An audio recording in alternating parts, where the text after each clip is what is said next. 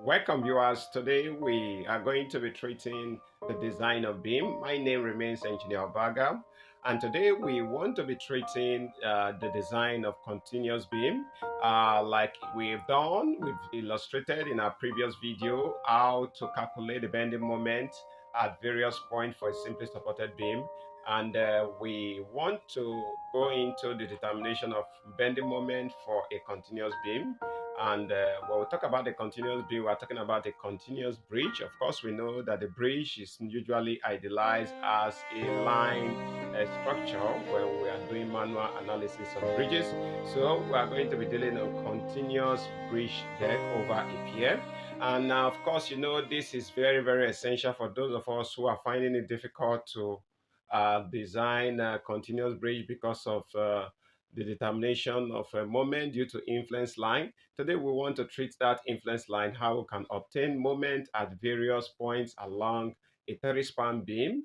And we're going to be looking at the support. Remember, in our last video, in one of our videos, we did treat how to obtain the moment at mid-span of a 30-span bridge deck. So today, we want to look at the support, how we can obtain the moment at the support using the same method which we used in that video. And I hope you are going to find it very, very interesting. If this is your first time of coming to this channel, please do well to subscribe, to hit the subscribe button. I hope you are going to have a wonderful time. Please stay tuned as we continue. I'll see you.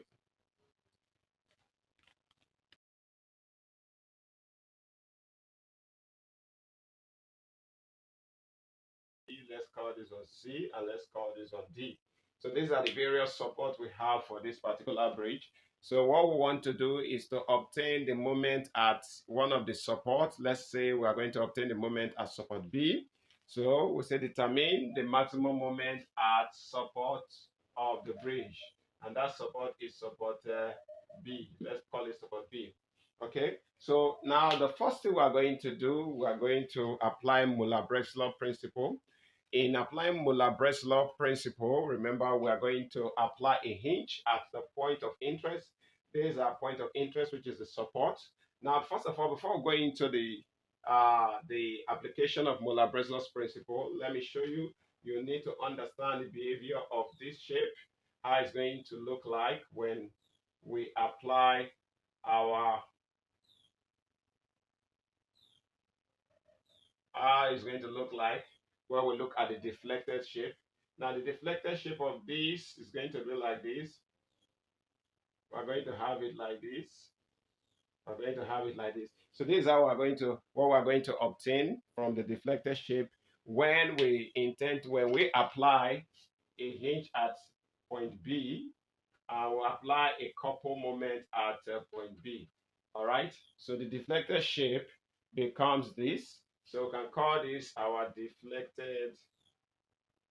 deflection shape. All right. So remember that the deflection shape of our uh, beam gives us the influence line shape for the particular beam we are interested in. So this is what we are interested in. So now we are going to apply our hinge. So if we apply our hinge to this, we're going to break the structure into components. Now we're applying hinge at this point. So when we apply the hinge, we're going to have this thing pushing towards up. So our restraining force will be at this point. Okay. So we're going to have this. Our restraining force will be at this point. Now I'm going to apply the couple moment. There's a moment here. The unit couple moment is going to be applied. So we'll call that 1 kilonewton meters. Okay. Yes, similarly we'll have this, and we'll have this coming here, and we're still going to have the curve going this way. Then we'll have the final one on this point. I will have that curve coming down to this point. Okay. So this is what we're going to have when we have a unit couple moment being applied at that point. Now, having gotten to this stage, now the next thing we want to do is to obtain the reactions at the various points. Let's call this RA. Let's call this RB. We can call this RB. We can call this RB prime. We can call this RC and RD. Okay. So we're going to solve this using statics to obtain the various reactions of those points before we can begin to think of how to derive the deflection expression. Now let's go about solving this. Now we're going to consider different spans. So we'll say let's consider span A to what? B. We'll consider span A to B. All right. So if we consider span A to B, we're going to solve it with statics. Of course, we know we have the free body diagram to be this. We have the reaction RA. We have a profile. Here becomes our arrow B. We have our unit moment here to be 1 kilonewton meters. We have here to be 10 meters in length. So we're going to solve this. So if we solve for this, we're going to have our RA to become our RB once we know that our sigma Fy is 0. Okay, so we'll say that our RA self, or with some moment about point B, we can call it 0 so that we have our RA to become, what do we have? We have our RA to become 1 over 10. All right. So RA becomes 1 over 10. So if we do that, we're going to have our RA to be 0.1 kilonewton. Okay. So that is the value for our RA.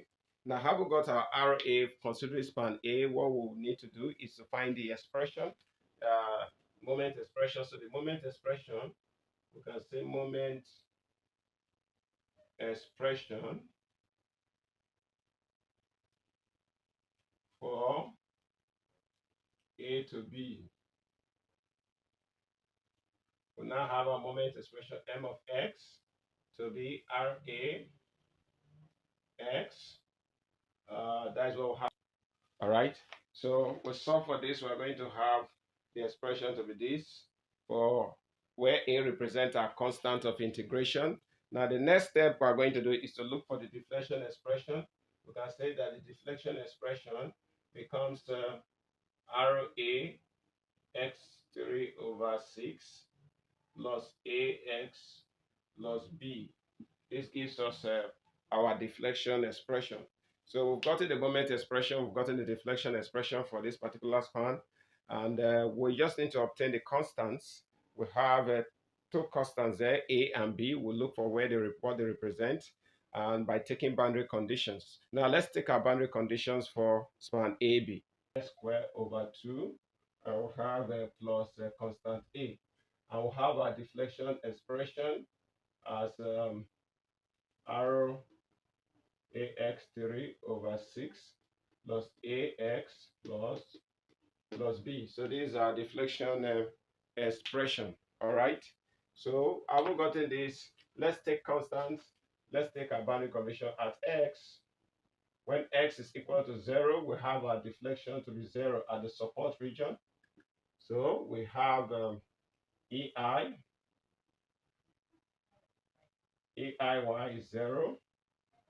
And we have, if we put 0 here, we'll put 0 here, and put 0 here, we're going to have our B to become 0, okay? So once our B is 0, let's take the second boundary condition. The second boundary condition is at support B. Now remember at support B, we have the moment at support B to be 0. So of course, we are going to incorporate that into our boundary condition at B. So let's do that. We'll say let the moment at support B be 0. It means also that the deflection at support B will also be 0, okay? So if the deflection at support B is 0, we substitute it into our deflection expression. We have when at S is equal to 10 meters, we have our deflection to be 0. And if that happens, what it means is that when deflection here is 0, here is 10, S is 10, S is 10 here. So we're going to have Remember that we've gotten our B is assumed to be 0, but we don't know what A stands for. So we'll have 0, substitute 0 here. X is 10, we'll have 10 raised to power 3 arrow A over 6. All right, plus 10A. Our B, we know it to be 0 before now, so we don't need to do that. So finally, what we're going to have for this expression, we're going to have 0 is equal to 1000 RA over 6 plus 10A as our equation 1. Try to simplify it by dividing. We're going to have the expression in a much more simpler format. Okay, so now we've taken the first boundary condition. Let's see how we can also get other factors. So remember, we've gotten RA to be 0.1 kilonewton, like we did from solving this particular statics. So since RA is 0.1, all we need to do is to substitute RA into the expression and obtain the value for our A. This becomes 1000 times 0.1 over 6 plus 10A. Okay, so we'll work this out. We're going to have 100 over 6.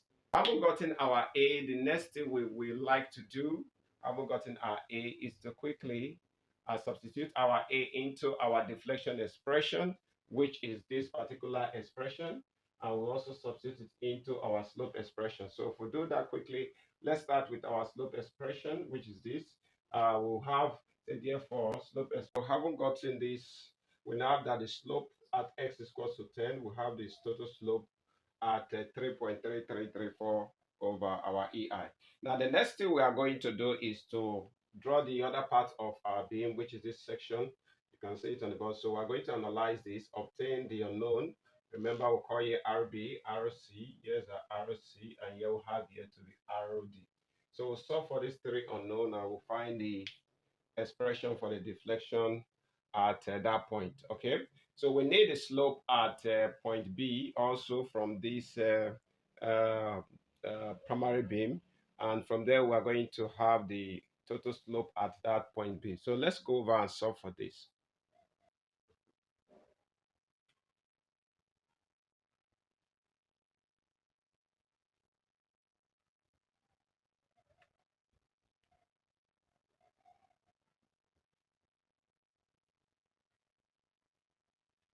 All right, so let's have a redraw of it and let's work it out and see. All right, so we're going to solve for this other side of the beam. Now we're going to first of all obtain the equation under vertical reaction, so sigma Fy to be 0.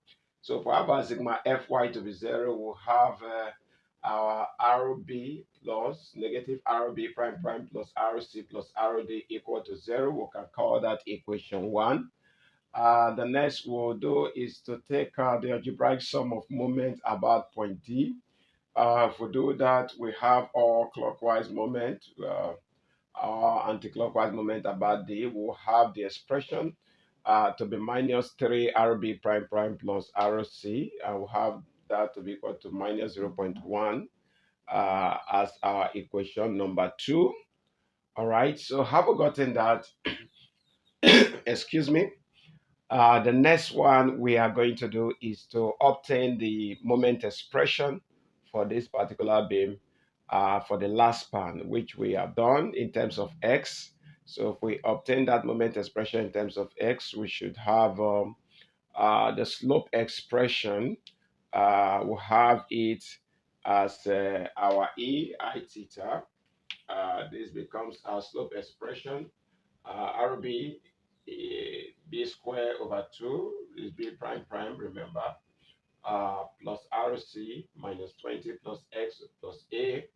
If we integrate further, we can have our deflection expression as well. We'll have that. So this is our deflection expression. Why this is our slope expression? Now, having gotten our deflection, slope and deflection expression, the next we are going to do is to take the boundary conditions at various supports. We'll start with the first support by our left, which is at point X is equal to 0. We have deflection at that point also to be 0. And if that's B what it is, we should have our B, which is our integration constant, to be equal to 0. And if we have our B to be 0, we can go ahead and obtain uh, the constant for the second boundary condition, which is at point RC, support RC. We can say at S is equal to 20 meters, which is at support RC. Our deflection at that support is equally 0. So if we plug in the value for 20 and 0, we should have our final expression, which becomes our equation number 3, to be 66 RB prime prime minus A is equal to 10. That is our equation number 3. All right. 3. We'll take the last boundary condition, that is at the point where S is equal to 30 meters. Deflection is 0. So let's do that. Look at the point where S is equal to 30 meters, deflection is 0. If we substitute our 30 meters into the expression as well, we'll have equation number 4. All right. So from equation 4, equation 1 down to 4, we have our simultaneous equation comprises of 4 variables. So we can solve it using matrix to obtain RB prime prime, RC, RD, and as well as integration constant RA. So from matrix, we can see from the board, if you want to solve, you can use Cramer's rule. Now we have A to be minus 5555, RB to be 0.0666, RC to be 0.35, and RD to be minus 0.666666. All right, so all these are the values for the unknown. Now, once we have done this, we are good to go to in terms of writing our deflection and our slope expression in terms of our known value for the various supports. Okay, so let's write our deflection and slope expression. Haven't gotten this unknown. All right, so the next thing we are going to do is to, having gotten the slope and deflection expression, we cannot obtain the slope at that point B due to this particular section of the beam. And that slope, we have it to be negative 5.55556 over AI. That is the slope at that point. Similarly, we equally have the deflection. We have the deflection expression as this. I will substitute the values for our reactions. RB, RC, and RD. We have an A. We have deflection expression as this also. Now, the next thing we are going to do, having gotten our slope expression and deflection expression, we obtain the slope at point B at that support B. Now, the next stage, we are going to determine the influence line expression for the span AB and the span BD, all right? So for span AB, we have already gotten the slope at point B. We've gotten the expression for the deflection. What we'll have for that next is the expression for the influence line. But first of all, let's have the total slope at point B. Like you can see, adding the total slope at point B will be slope due to slope at point B due to span AB plus slope at point B due to span B to D, B prime to D. All right, so when we add up these two slopes, it's going to give us 8.888 over EI as the slope at point B. So this slope is going to be used to divide through the deflection expression of span AB by the deflection expression of span BD. All right, so those two expressions will give us the influence line expression for span AB and for span B to D. Once we've gotten that, we can now start to apply our moving loads. All right, so have we gotten that? The next thing, let's divide through to have the final expression for our influence line for AB and influence line for BC. Okay, BD, I mean. Okay, so let's go ahead and work on that.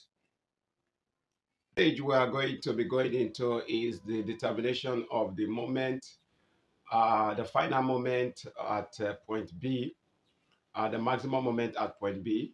So like we've done, we're going to make a complete sketch of the beam. We've drawn the deflected shape of the beam on the board, and we'll have it 10 meters, 20 meters, and 10 meters respectively. So the next thing we want to do is to calculate the influence line expression for span AB. Of course, we know we've gotten the influence line expression for span AB. We've gotten it before, and that expression will have it as, let's call it YAB, and we'll have that. And what we need to do now is to divide that expression through by our total slope at point B. So when we divide by the total slope at point B, we are going to have the final expression, which represents the influence line expression for span A to B. So let's call that expression YAB prime. So that YAB prime represents our influence line expression for span A to B. All right. So having done that, the next stage we can calculate the influence line expression for span B down to D. All right. We already know the deflection expression for span B down to D. So all we just need to do is to divide that expression through by our total slope at point B. So if we do that, well, we are going to have the total slope at point, the total, um, the influence line expression at point B to D as YBD prime. And like what I did, dividing all through by 8.888, which represent our slope. If we divide through, we're going to have the influence line expression for YBD prime to be 0.00125 x raised to the power 3 plus 0.000656250 open bracket x minus 20 raised to the power 3 plus 0.05625056 x raised to the power 2 minus 0.625x. This is the expression for the influence line for span B to D. So from here we can go ahead to calculate the area of the curve. I can get the area of the curve, and once we got the area of the curve, we can as well do a check on the maximum moment at point B. But because of our time, we can do the maximum moment at point B. So we're going to call it up for today. In our next video, we're going to continue from here. Let's see how we can apply our moving load at that point. We can obtain the maximum moment on the continuous bridge due to this moving load. Thank you very much for watching. I remain your host, Engineer Baga. Please do well to hit the subscribe button if you find this lecture very helpful. I'll see you in our next class. Stay cool.